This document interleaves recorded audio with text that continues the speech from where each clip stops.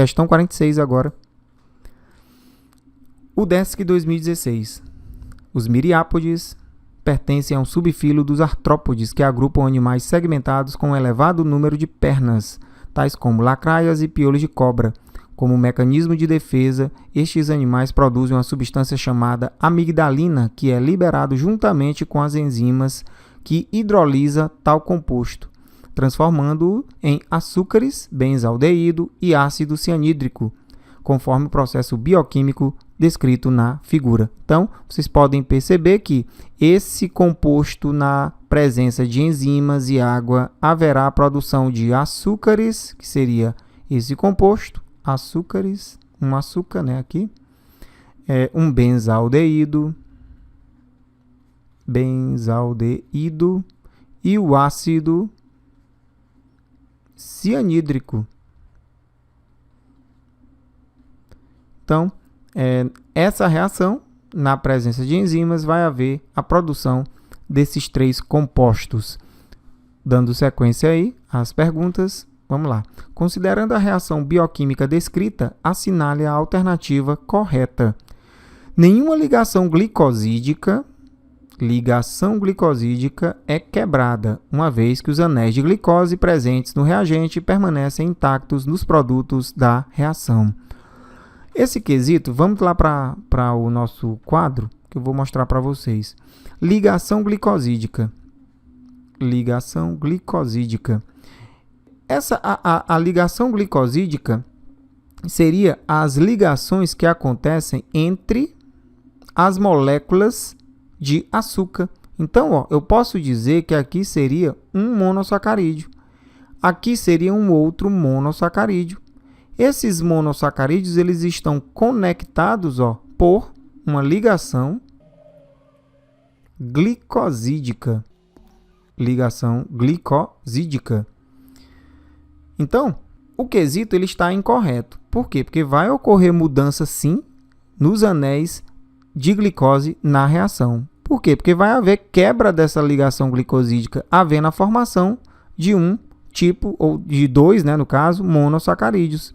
Então, a ligação glicosídicas não são ligações que formam os anéis de açúcares, mas sim ligações covalentes que se formam quando os monossacarídeos ou açúcares simples se ligam, formando moléculas maiores. Então, essas ligações, como eu já falei, são as ligações glicosídicas, né? Tá aqui.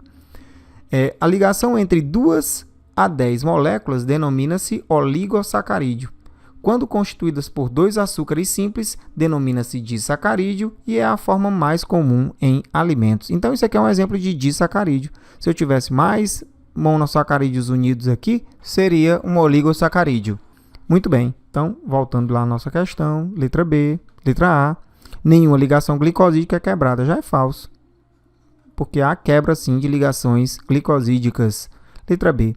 Os monossacarídeos formados nos produtos são altamente solúveis em meio aquoso, uma vez que não apresentam nenhum tipo de interação intermolecular com água. Se eles são altamente solúveis em meio aquoso, tem água no meio, então eles não apresentam nenhum tipo de interação intermolecular? Falso. Falso, porque eles realmente reagem com água. Essas hidroxilas têm uma grande afinidade com água.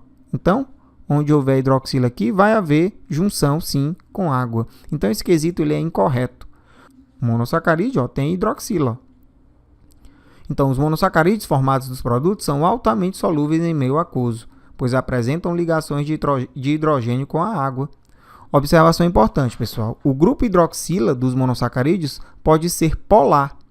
É atraído muito bem pelo oxigênio da molécula de água.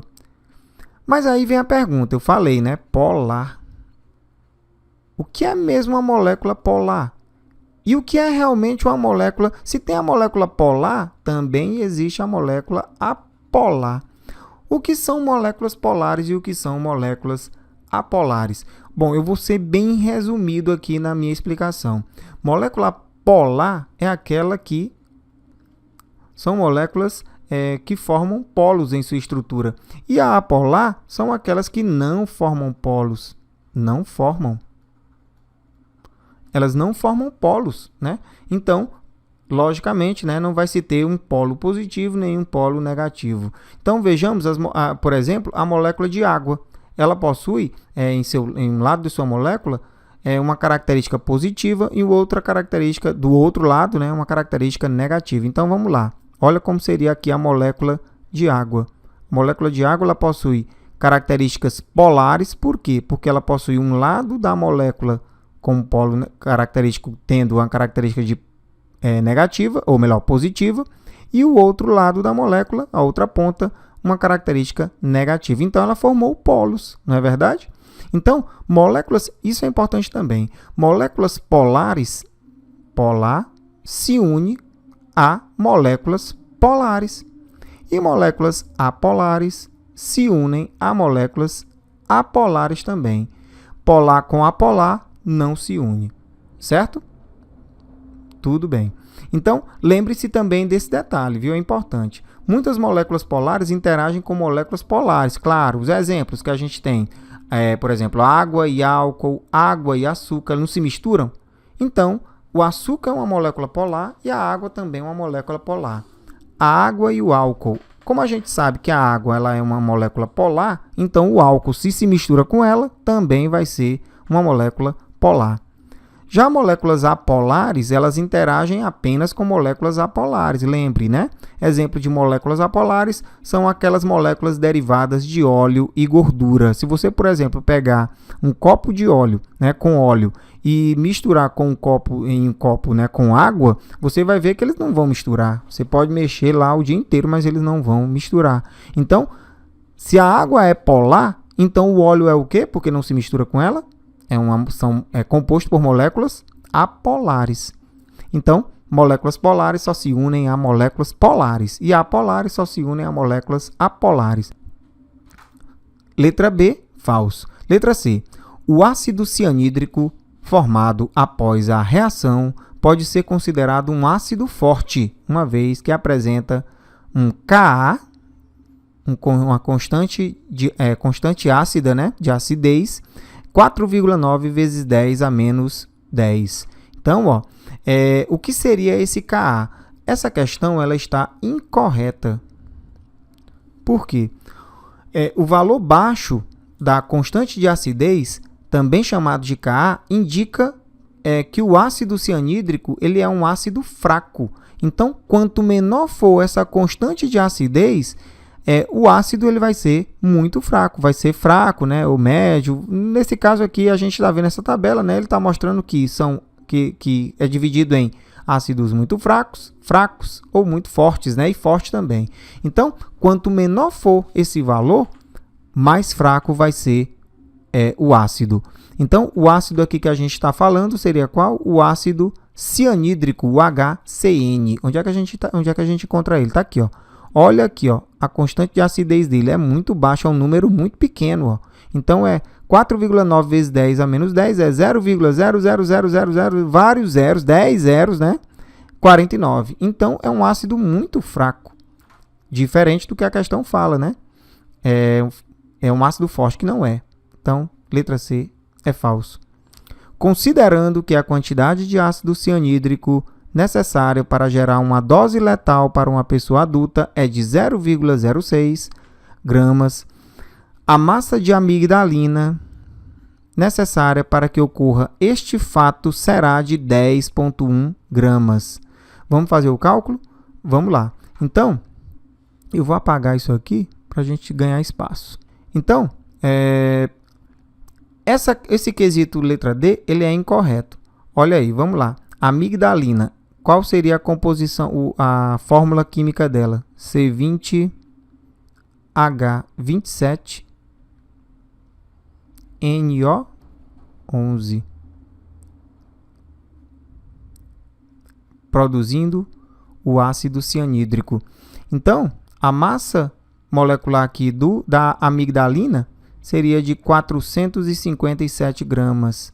Então, para você saber a quantidade de amigdalina necessária para produzir 0,06 gramas de ácido cianídrico, é só você fazer o cálculo fazendo uma regra de 3. Se 457 gramas eu vou produzir 27 gramas de ácido cianídrico, seria a massa molecular dessa substância, né?